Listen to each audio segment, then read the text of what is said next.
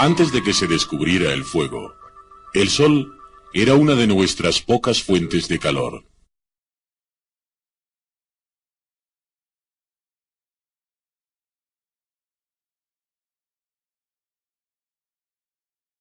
Sin embargo, no siempre se podía confiar en él.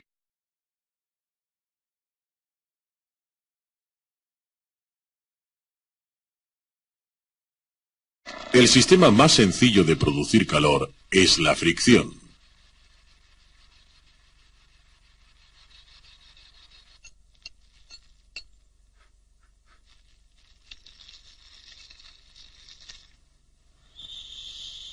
La fricción todavía se usa para encender fuego.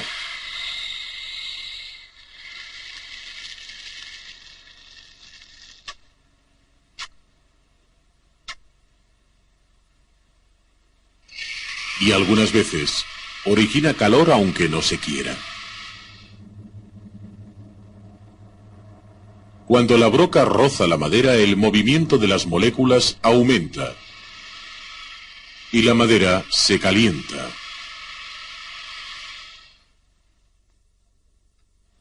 La temperatura de este agua es ahora de 22,4 grados centígrados. ¿Podemos aumentar la temperatura de un líquido mediante fricción?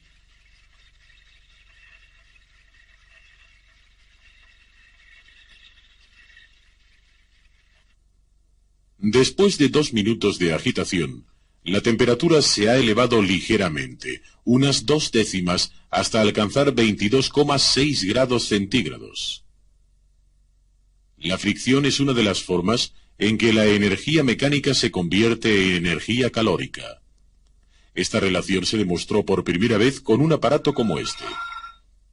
Cuando el peso cae, las paletas empiezan a girar y la temperatura del agua se va elevando ligeramente. Para calentar agua se necesita una gran cantidad de energía.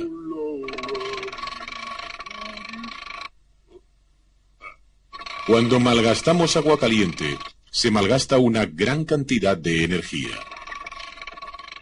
La energía necesaria para calentar el agua de este baño podría elevar a un hombre hasta 5.000 metros de altura. Ni el sol ni la fricción son las fuentes de calor que normalmente utilizamos para calentar el agua del baño o para otras necesidades cotidianas.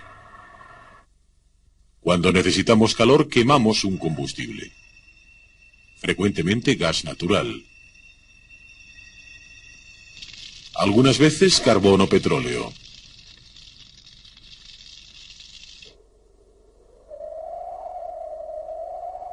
El calor es una forma de energía y como otras también se puede medir.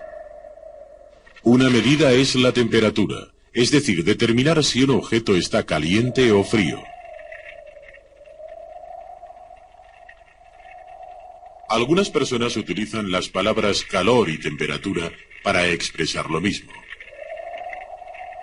Esto es un error, pues los objetos pueden tener la misma temperatura pero contener cantidades diferentes de calor. Veámoslo. La cerilla y la hoguera están ardiendo a la misma temperatura, pero despiden la misma cantidad de calor. Por supuesto que no, dado que la hoguera contiene mayor cantidad de madera, libera también más energía calórica. Pobre del que intentara calentarse con la energía de una cerilla.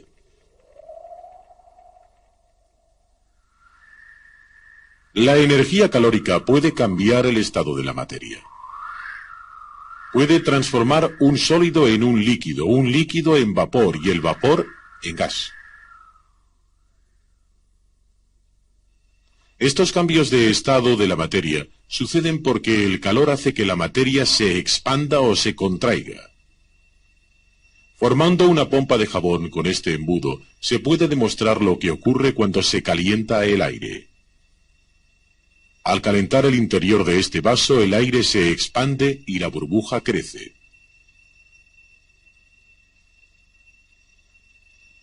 ¿Por qué aumenta el volumen del gas? Cuando se calienta un gas, el movimiento de las moléculas se hace más enérgico, con lo cual ocupa más espacio.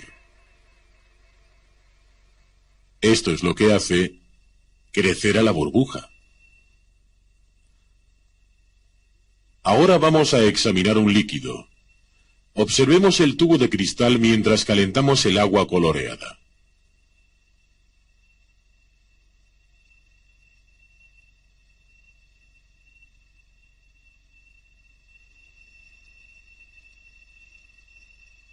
Una vez más, el movimiento molecular aumenta y el líquido se expande. Lo mismo ocurre con los sólidos. Este es un modelo de cristal sólido.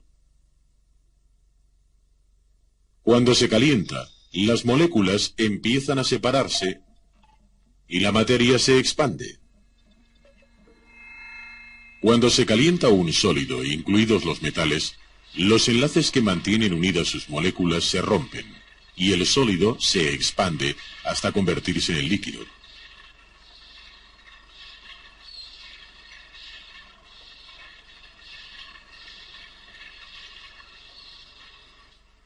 Si se calienta más, el líquido se expande hasta convertirse en gas.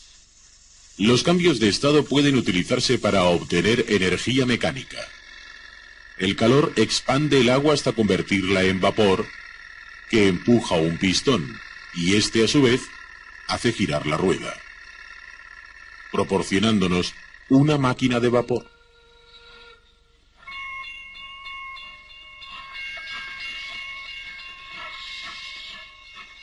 Utilizando agua, el calor puede convertirse en energía mecánica. El calor es un tipo de energía que se transmite. En un sólido, el calor se transmite por conducción.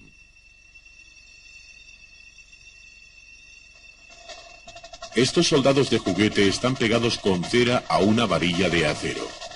¿Qué ocurrirá si calentamos el extremo de la varilla? El calor avanza lentamente por ella y funde la cera. El calor ha hecho que se agitaran las moléculas del extremo de la varilla, y esta agitación se transmite molécula a molécula por toda la varilla.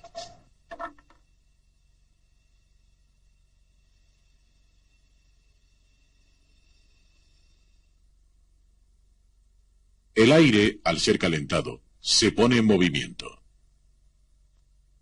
A diferencia de los sólidos, al ser calentadas, las moléculas de los gases y de los líquidos no solo vibran, sino que se mueven por todas partes.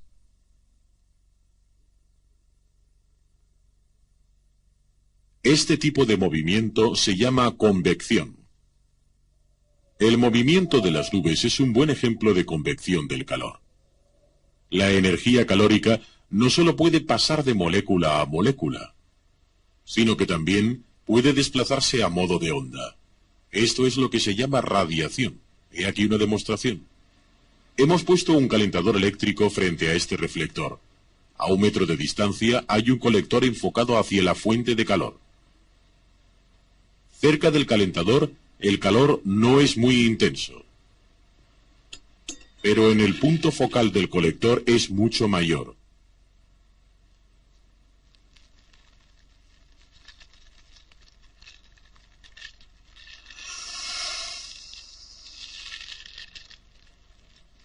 Las ondas calóricas siguieron este recorrido.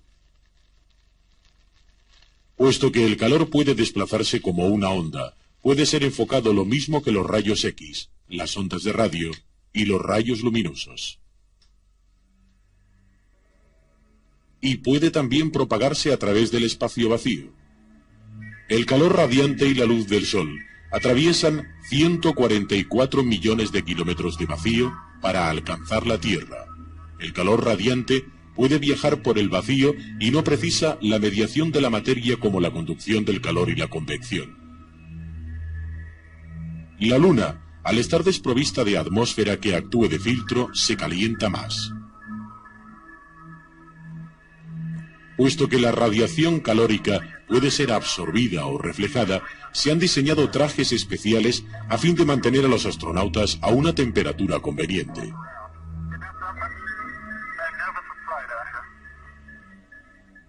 En la Tierra, a menudo, es útil protegerse del exceso de calor.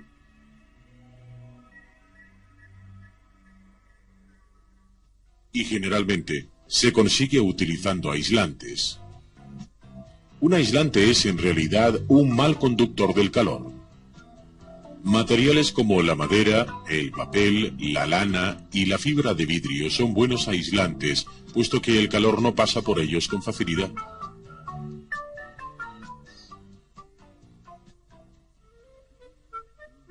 Nuestros antepasados demostraron su sentido común calentándose al sol. Pero pocos se imaginaban que estaban sentados sobre yacimientos de carbón, petróleo y gas, combustibles fósiles creados por la energía solar. Y no fue hasta la Revolución Industrial cuando la gente empezó a explotar esta energía almacenada.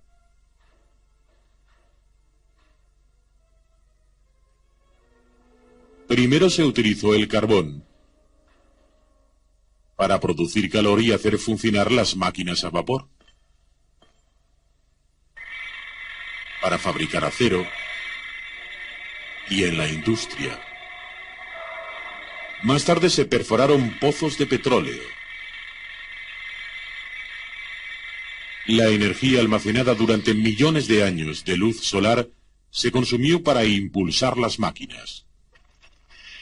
Pero en la actualidad, todavía confiamos en los combustibles fósiles para calentar nuestros hogares, generar electricidad y hacer funcionar los motores. Algunos dicen que pronto se terminará el combustible fósil. No hay duda de que a la larga así será, y tendremos que hallar un sustituto.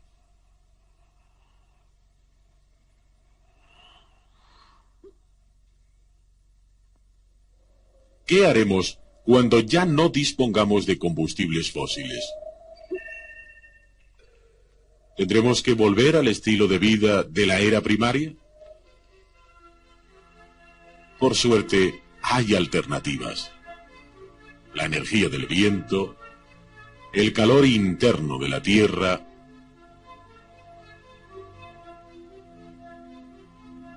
la energía nuclear,